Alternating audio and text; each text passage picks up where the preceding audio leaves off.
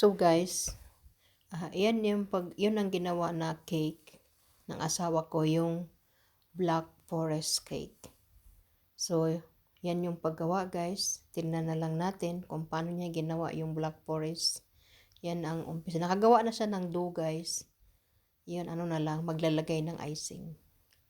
Kung paano siya gagawin. So, enjoy your watching. Thanks for watching.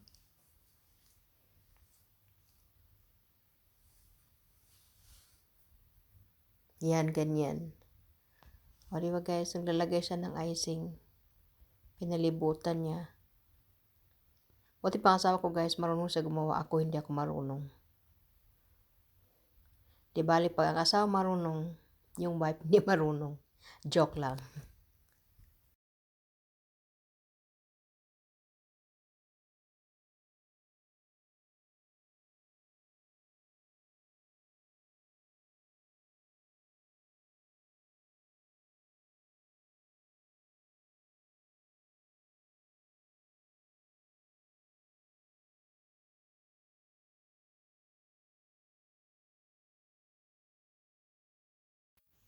Ayan guys. So, malapit na siyang matapos na maglagay ng icing sa gilid.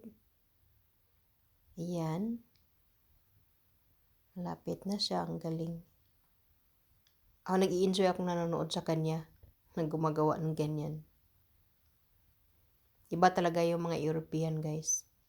Hindi naman lahat kasi yung mga Pilipino meron din alam sa paggawa ng cake. Pero ito asawa ko round talaga.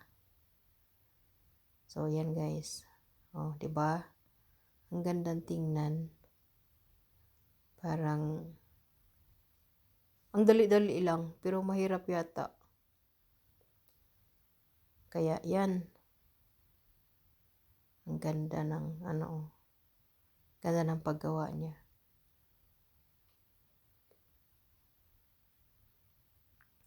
Oh, 'di ba? Oh, 'di ba? Magaling. Ang ganda-ganda. Ayan, guys. Oh, 'di ba? Galing-galing. Ang galing gumawa.